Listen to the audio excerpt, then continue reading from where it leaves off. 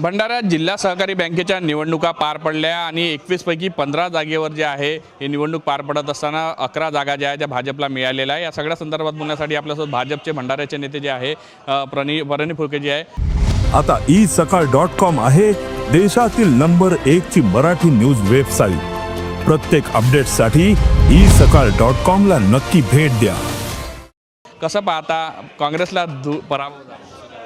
निश्चितच या ज्या प्रकारे मागच्या 7 महिन्यापासून माननीय देवेंद्र फडणवीस साहेबांच्या नेतृत्वात महायुती सरकार काम करत आहे, शेतकऱ्यांसाठी काम करत आहे, शेतकऱ्यांच्या भल्यासाठी काम करत आहे, त्याचं एक फलस्वरूप या निवडणुकीत पाहायला मिळालं। 15 पैकी 11 जागा हे महायुतीने निवडून आल्या आणि भाजप एक जागा सोडली की बाकी सगळ्या म्हणजे सगळ्यात चांगला स्ट्राईक रेट असलेला भाजपने यावेळेस बाजी मारली। गोंदिया जिल्ह्यातही याच प्रकारचं यश महायुतीला मिळालं। या माध्यमातून निश्चितच एक काँग्रेस ज्या प्रकारे महाराष्ट्रामध्ये एक फेक नॅरेटिव्ह तयार करते किंवा फेक निगेटिव्ह राजकारण करते त्याला एक उत्तर या माध्यमातून या भंडारा जिल्ह्याच्या शेतकऱ्यांनी दिलेलं आहे। कुठेतरी काँग्रेसचे माजी प्रदेशाचे नाना पटोले असो, आता खासदार पडोळे असो, हे सगळे दोन्ही नेते त्या ठिकाणी ठाण मांडून बसले।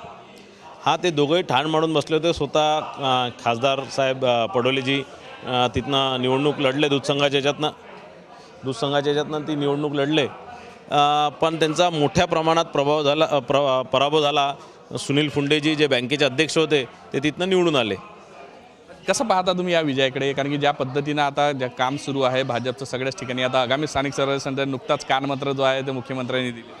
निश्चितच ज्या प्रकारे भंडारा डिस्ट्रिक्ट कोऑपरेटिव्ह बँक असणार किंवा गोंदिया डिस्ट्रिक्ट कोऑपरेटिव्ह बँकेत आम्ही यश संपादित केलं, त्याच प्रकारे स्थानिक स्वराज्याच्या संस्थेच्या निवडणुकीतही सगळ्या नगरपंचायती नगर परिषदामध्ये आम्ही 100% यश संपादित करू। सगळ्याच जागेवर महायुतीचे अध्यक्ष बसतील।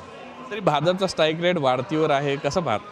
भाजपचा स्ट्राईक रेट गोंदिया जिल्ह्यातही आणि भंडारा जिल्ह्यात एक सीट सोडली तर बाकी सगळ्याच सीटा भारतीय जनता पार्टी निवडून आली आणि गोंदिया जिल्ह्यातही 2 सीटा सोडल्या तर बाकी सगळ्या सीटा आम्ही भारतीय जनता पार्टी जितक्या लढलो तितक्या आम्ही निवडून आलो।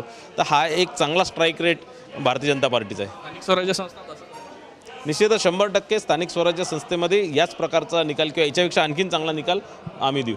मध्यंतरी तुमचे जवळचे मित्र बोंडेकरजी तिकडे नाना पटोले सोबत बसले होते, यावेळेस तुमच्यासोबत आले। दूधसंघाच्या निवडणुकीत बोंडेकरजी नाना पटोलेजींसोबत जाऊन त्यांनी ती युती करून दूधसंघाची निवडणूक लढले होते, पण तिथे बोंडेकरजींची कोणती सीट निवडून नाही आल्यामुळे ते मग परत आमच्यासोबत आले। अनुभवातून ते इकडे परतले।